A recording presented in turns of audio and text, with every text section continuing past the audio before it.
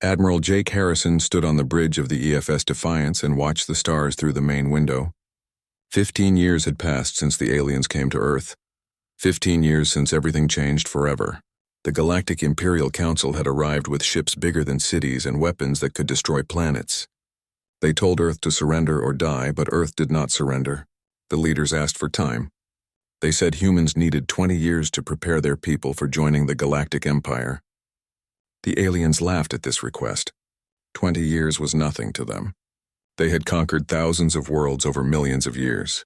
They could wait a little longer for one more planet. The Council left a small fleet to watch Earth. They wanted to make sure humans did not try to run away or build weapons. The alien ships stayed far from Earth, but their sensors could see everything. At least that is what the aliens thought.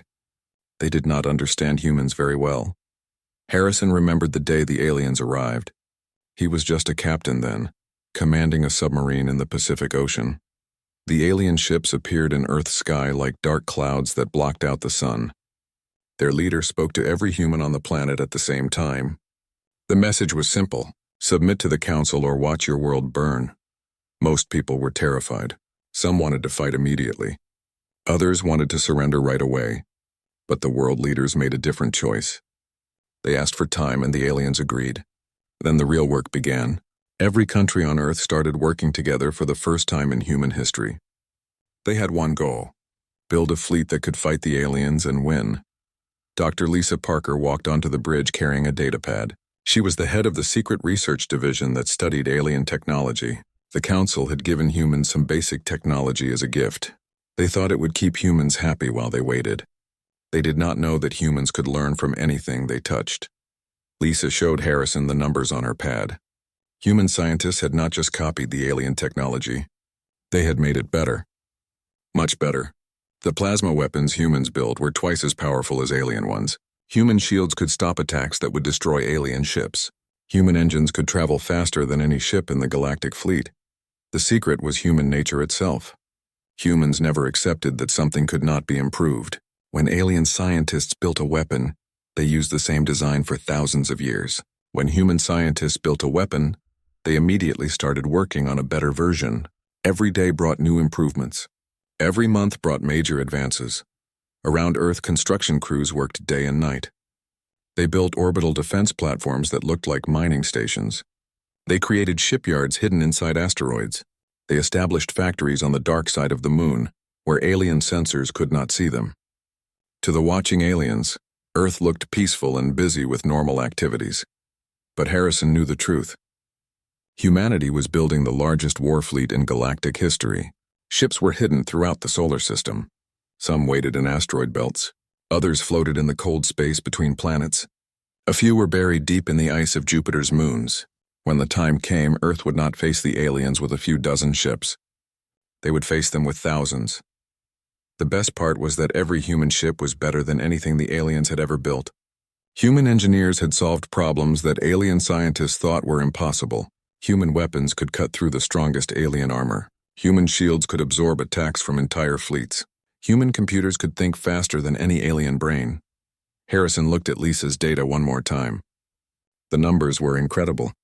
In just 15 years, humans had gone from primitive Earth dwellers to the most advanced military force in the galaxy. The aliens still thought of humans as barely civilized creatures who needed guidance and protection. They had no idea what was coming for them. A young officer approached Harrison with an urgent message. The communication was from Earth's government. The Council had changed their plans. Instead of waiting 5 more years, they were coming back early. Alien spy ships had detected increased energy readings from Earth's solar system. The Council was suspicious and wanted to investigate. Harrison read the message twice. The alien fleet would arrive in 1 year instead of 5. 20 years of preparation time had become 16 years. But as Harrison looked around his bridge and thought about the thousands of hidden ships throughout the solar system, he realized something important. 16 years had been enough. He activated the ship's communication system and sent a message to every hidden base and secret facility in the solar system. The message was short and simple. Operation Defiance was now active. All ships and crews should prepare for immediate action. The time for hiding was almost over. Lisa smiled as she heard the announcement. For 15 years, humans had pretended to be weak and helpless. They had let the aliens believe that Earth would surrender without a fight. Soon the galaxy would learn the truth about humanity. They would discover that humans were not victims waiting to be conquered. They were predators who had been preparing for war. Harrison turned back to the window and looked at the stars again. Somewhere out there, an alien fleet was preparing to return to Earth. They expected to find a world ready to surrender. Instead, they would find the most powerful military force the galaxy had ever seen. The aliens were about to learn that humanity's greatest strength was not their technology or their weapons. It was their refusal to accept defeat. Captain Roy Chen floated in the command center of the EFS Retribution and watched his crew work in perfect silence. The ship was hidden deep inside asteroid 247 Alpha, one of 50 secret bases scattered throughout the solar system. From the outside, the asteroid looked like any other rock floating in space.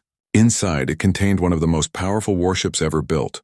Roy had been living in this asteroid for 3 years. Every day he trained with his crew. Every night he studied alien battle tactics. The Council thought humans had maybe 12 outdated ships protecting Earth. They had no idea that humanity had built over 3,000 vessels and hidden them throughout the solar system. The best hiding spots were the most obvious ones. Human mining ships flew back and forth between asteroids every day. The alien watchers saw normal mining operations. They did not know that every mining ship carried weapons and every asteroid base contained warships. Humanity had turned their entire solar system into a giant military base without the aliens noticing. On Mars, General Kate Wilson walked through the training facility where humanity's first space marines learned to fight. These soldiers were nothing like the old armies that fought on Earth's surface. Space Marines had to think in 3 dimensions. Up and down meant nothing in zero gravity. Left and right changed every second as ships moved and spun through space. Kate watched as her Marines practiced boarding enemy ships. They moved through the training course like deadly dancers. Each Marine carried weapons that could cut through alien armor like paper. Their suits were powered by fusion cells that contained more energy than most alien vehicles. When these Marines boarded alien ships, the aliens would have no chance. The real revolution was happening in Earth's laboratories. Dr. Ben Rodriguez had created artificial intelligence that could think faster than any alien computer. The AI could control entire fleets as if they were single ships. Every human vessel could work together perfectly, while alien fleets needed constant orders from command ships. Professor Amy Foster had solved an even bigger problem. Her team had built quantum communication devices that could send messages instantly across any distance. Human ships could talk to each other no matter how far apart they were. Alien fleets used radio signals that took hours or days to reach their destinations. Engineer Carl Murphy had discovered the aliens' greatest weakness. Council fleets were built like ancient Earth armies. Every ship waited for orders from a general. When the general died, the army fell apart. Human fleets were different. Every ship could make its own decisions while staying connected to every other ship. Destroying human command ships just made the fleet angry, not helpless. Roy checked his ship's systems one more time. The Retribution was ready for battle. Its weapons could destroy alien battleships with single shots. Its shields could absorb damage from entire squadrons. Its engines could move faster than alien sensors could track. Most importantly, the ship's AI could predict alien movements before the aliens made them. Throughout the solar system, other captains were checking their own ships. Hidden fleets waited near Jupiter's moons. Secret squadrons floated in Saturn's rings. Lone hunters drifted in the darkness between planets. When the aliens returned, they would find enemies everywhere. Every direction they looked would show human weapons pointed at their ships. Kate finished her inspection of the marine training facilities and smiled. Her soldiers were ready for anything the aliens could throw at them. They had trained in every possible combat situation. Boarding actions in spinning ships, fighting in zero gravity while under enemy fire, capturing alien command centers while their computers tried to stop them. The most amazing thing was how quickly humans had learned. Alien species took thousands of years to develop new military tactics. Humans created new battle strategies every week. They tested every idea and kept the ones that worked. They threw away the ones that failed and tried something else. This constant improvement made human forces incredibly dangerous. Ben's computers finished running the latest battle simulations. The results were always the same. Human fleets destroyed alien forces in every possible scenario. The AI had tested millions of different battles. Sometimes the aliens had more ships. Sometimes they had better positions. Sometimes they attacked without warning. It did not matter. Humans won every time. Amy's communication network sent status reports from every hidden base in the solar system. All ships were ready. All weapons were charged. All crews were prepared for immediate action. The network could coordinate the largest fleet in galactic history with perfect precision. No alien force had ever faced anything like what humanity had built. Carl's engineering teams had prepared one final surprise for the aliens. Human ships carried weapons that the aliens had never seen before. Quantum torpedoes that could appear inside enemy shields, plasma cannons that could fire around corners, energy weapons that grew stronger the more they were used. The aliens would face technology that their scientists thought was impossible. The alien scout ships arrived exactly when expected. They flew through the solar system and saw what they wanted to see. A peaceful planet with basic space technology, a few defense platforms around Earth, some mining operations in the asteroid belt. Everything looked normal and harmless. The scouts sent their report back to the Council fleet. Roy watched the alien scouts leave and laughed quietly. The aliens had looked right at his hidden fleet and seen nothing.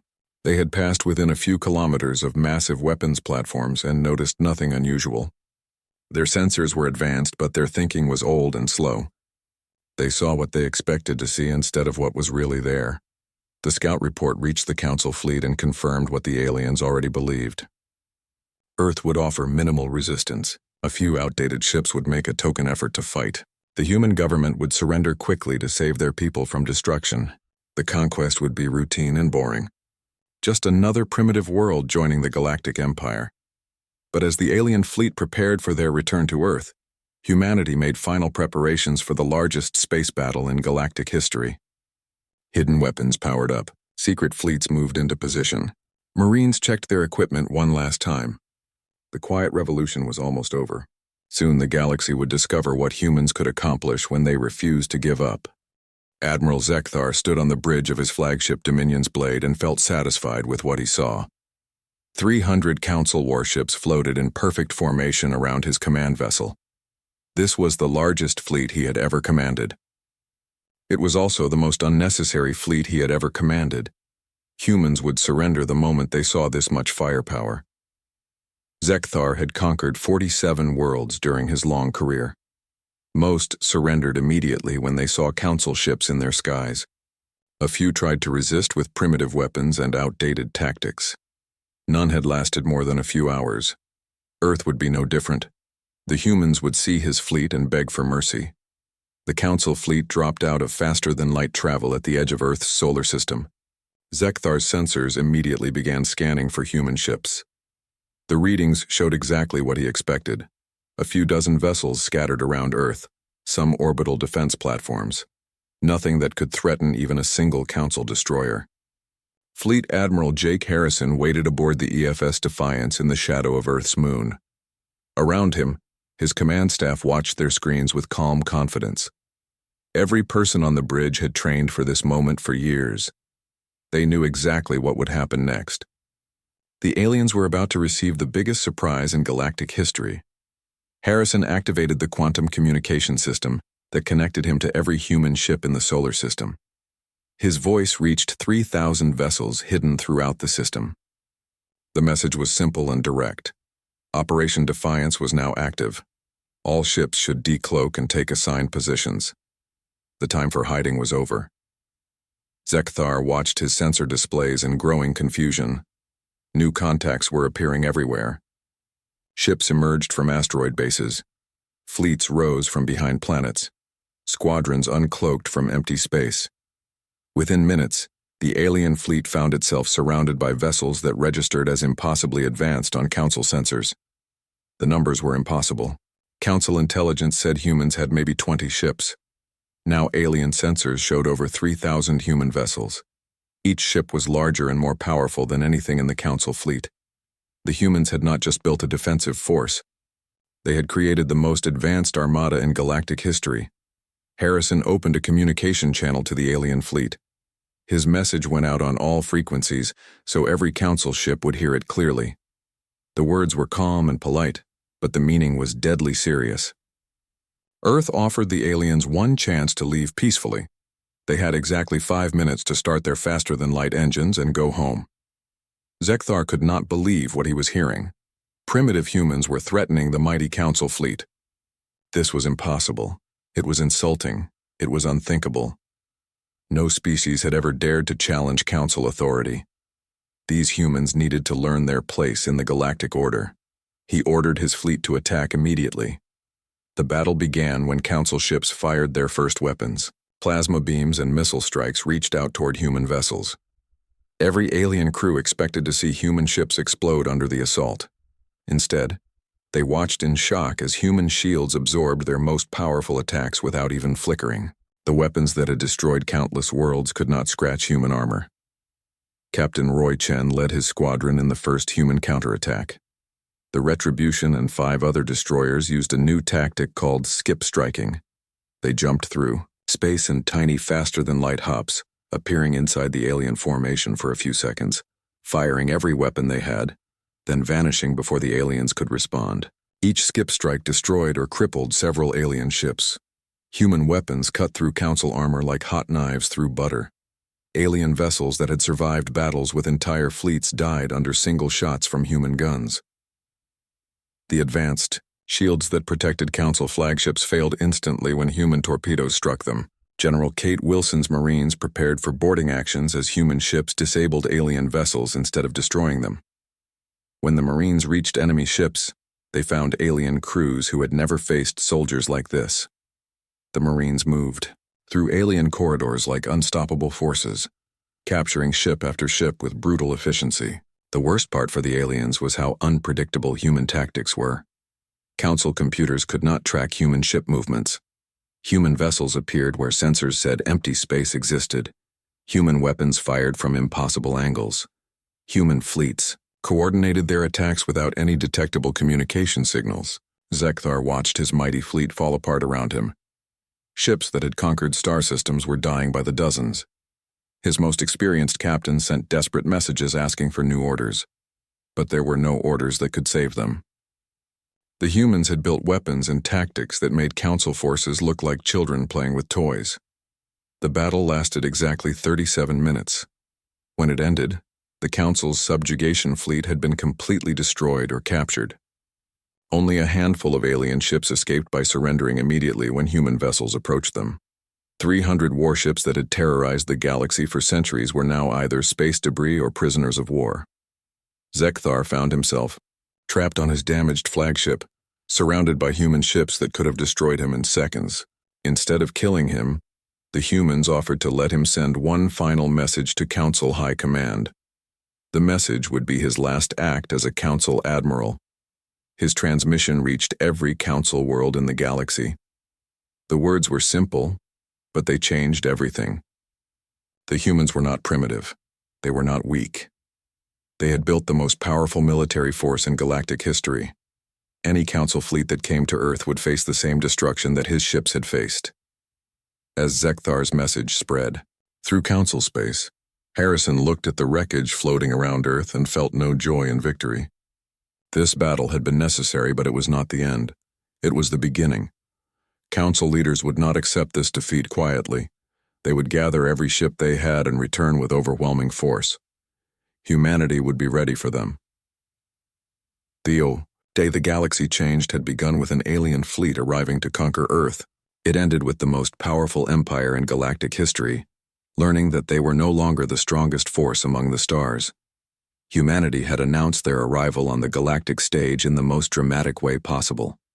Now everyone would know that Earth was not a world to be conquered. It was a force to be feared. Captain Lisa Parker stood on the bridge of the EFS Pioneer and watched a blue-green world grow larger on her main screen. This was Kepler 442b, home to the aquatic Selvari people. For 300 years, the Selvari had been slaves to the Council, forced to strip-mine their own oceans to feed the Galactic Empire's endless hunger for resources. Lisa's exploration fleet had been traveling for 6 months since the battle at Earth. Humanity was not content to simply defend their home world. They were expanding into Council space, offering liberation to every species that had suffered under alien rule. The response had been immediate and overwhelming. Entire worlds wanted to join the growing human alliance. The Selvari government had already sent messages welcoming the human fleet.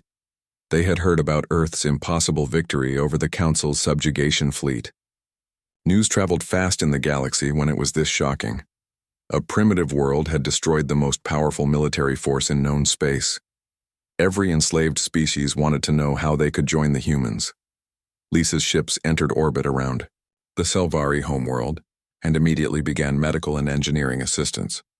Human doctors worked with Selvari physicians to heal the damage caused by centuries of forced labor.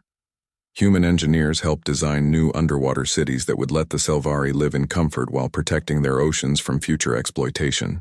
The partnership was immediate and beneficial for both species. Selvari scientists understood ocean chemistry in ways that amazed human researchers.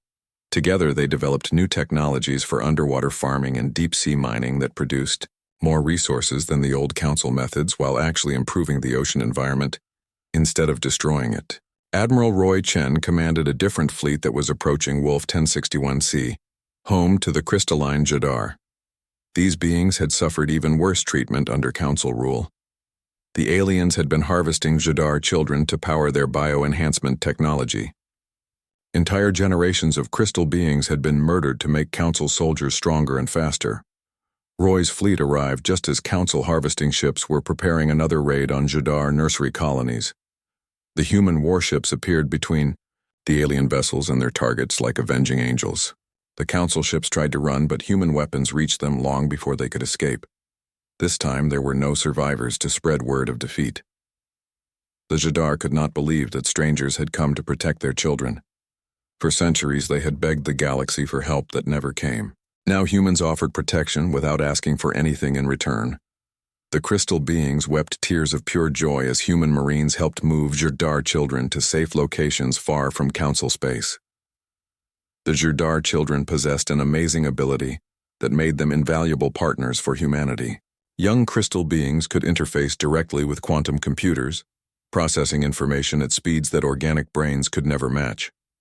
Working with human engineers, they created communication networks that could coordinate fleets across dozens of star systems instantly. Back on Earth, Dr. Ben Rodriguez was perfecting the most advanced military technology humanity had ever developed. Volunteer human commanders could temporarily merge their consciousness with artificial intelligence systems. These hybrid minds could process information like supercomputers while maintaining human creativity and intuition. The first hybrid admirals were incredibly effective in battle. They could command entire fleets as easily as normal humans commanded single ships. They anticipated enemy movements before the enemies made them. They saw patterns in space combat that regular minds could never detect. Fighting against hybrid commanders was like fighting against fortune tellers who knew the future. Council High Command tried desperately to respond to the human expansion. They gathered fleets from across the galaxy and sent them to stop the human advance. Every battle followed the same terrible pattern. Human forces appeared where Council sensors said empty space existed. Human weapons destroyed alien ships that should have been invulnerable. Human tactics confused alien computers that had never lost a battle. Worse for the Council, every victory brought more alien species into the human alliance. The gas-breathing Vortani joined after humans saved their atmospheric processors from Council sabotage. The insectoid Clicktar signed partnership agreements after human medical teams cured a plague that Council scientists had deliberately spread among their colonies. Each new species brought unique advantages to the growing alliance. Vortani atmospheric engineers helped human ships operate in environments that would destroy normal vessels. Clicktar hive minds could coordinate massive construction projects that built new cities and space stations in record time. Every partnership made the alliance stronger and more diverse. General Kate Wilson established training bases throughout the liberated systems. Human Marines worked alongside alien soldiers to develop new combat techniques that combined the best abilities of different species. Selvari could fight underwater. Jadar could interface with electronic systems. Vortani could operate in toxic atmospheres. Together they were unstoppable. The expansion continued at a pace that shocked the galaxy. Humanity had gone from defending one star system to controlling 37 systems in just 5 years. The alliance included 14 different species, each contributing their own knowledge and abilities to the common cause of freedom from Council tyranny. Professor Amy Foster coordinated diplomatic missions that convinced dozens of other species to join the alliance. Her teams offered partnership instead of conquest, cooperation instead of submission. Every world that joined the alliance became stronger and more prosperous than it had ever been under Council rule. The Council, which had once controlled over 2,000 star systems with absolute authority, found itself retreating toward their core worlds. Their mighty empire was crumbling as species after species chose freedom over slavery. The aliens who had thought they would rule the galaxy forever were learning that their time was ending. Fleet Admiral Jake Harrison received reports from across the Alliance territories. Every liberated world was thriving. Former slaves were becoming equal partners. Old enemies were working together to build something better than the galaxy had ever seen. The human expansion was not just changing the balance of power, it was changing the entire nature of galactic civilization. As Harrison looked at the star charts showing Alliance territory, he realized that humanity had accomplished something unprecedented in galactic history. They had built an empire based on cooperation instead of conquest. They had created a military force that fought for liberation instead of domination. They had proven that diversity was strength when combined with common purpose and mutual respect. Supreme Admiral Veltar stood in the command center of the Council's greatest fortress and stared at the sensor display with growing terror. 15,000 ships hung in space outside the Council's capital system. The Armada was so large that it blocked out entire starfields. Each vessel carried weapons that could destroy planets and shields that could absorb the fire of entire fleets. Veltar had ruled the Council for over 2 centuries. In all that time, no enemy had ever threatened the core worlds. The Council's military might had been absolute and unquestionable. Their fleets had conquered thousands of worlds without facing serious resistance. Now a species that had been unknown 7 years ago commanded the largest armada in galactic history. The communications officer looked up from his station with fear in his eyes. The human fleet was broadcasting on all frequencies. Their message was being heard on every Council world simultaneously. Veltar knew he should listen to what the humans had to say, but part of him was afraid to hear those words. Fleet Admiral Jake Harrison's voice reached across space from his flagship, the massive dreadnought EFS Liberator. The ship was larger than most Council space stations and carried enough firepower to sterilize entire star systems. But Harrison's words were not those of a conqueror. They were the words of a liberator offering one final chance for peace. Harrison's message was simple and direct. The Earth Alliance had come to end the Council's reign of terror. They offered the Council leadership a choice: surrender all military forces, release every enslaved world and face trial for crimes against sapient life, or face the consequences of continued resistance. The Council had 1 hour to decide. Veltar's first instinct was to reject the human ultimatum immediately. No primitive species had the right to threaten the Galactic Empire. But as he looked at the sensor readings again, he realized that humans were no longer primitive. They commanded technology that made Council science look ancient. They led an alliance that included dozens of species working together for the first time in galactic history. The Council's military advisors gathered around the command table with grim expressions. They had spent months analyzing human tactics and technology. Every report reached the same conclusion. The Council could not win a direct confrontation with the Earth Alliance. Human forces had never lost a battle. Their weapons were superior. Their tactics were unpredictable. Their coordination was perfect, but Veltar could not accept surrender. The Council had ruled the galaxy for 1,000 years. They were the natural leaders of all sapient life. These humans were upstarts who did not understand the proper order of things. If the Council could not rule, then no one should rule. He ordered every available ship to attack the human armada immediately. 4,000 Council vessels moved to attack positions around the human fleet. These were the finest ships in the Galactic Empire, crewed by the most experienced officers, armed with weapons that had conquered countless worlds. They represented the accumulated military might of a civilization that had dominated the galaxy since before humans discovered fire. The battle for the core worlds began when Council ships opened fire with every weapon they possessed. Plasma beams and antimatter missiles reached across space toward human vessels.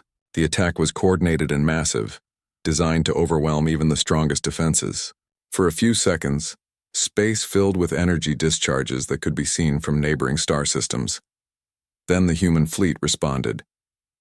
What followed was not a battle but a demonstration of overwhelming technological superiority. Human shields absorbed the Council's most powerful weapons without flickering. Human weapons cut through alien armor like paper. Human tactics confused Council computers that had calculated victory probabilities for millennia. Captain Roy Chen led a squadron of human destroyers in skip-strike attacks that appeared inside Council formations, delivered devastating fire, and vanished before return shots could be fired. General Kate Wilson's Marines boarded Council flagships and fought their way to command centers with efficiency that terrified alien crews who had never faced such determined opponents. The hybrid admirals, commanding human battle groups, processed information faster than Council computers and anticipated alien movements before they were made. Silvari aquatic specialists disabled Council ships by flooding their corridors with corrosive liquids.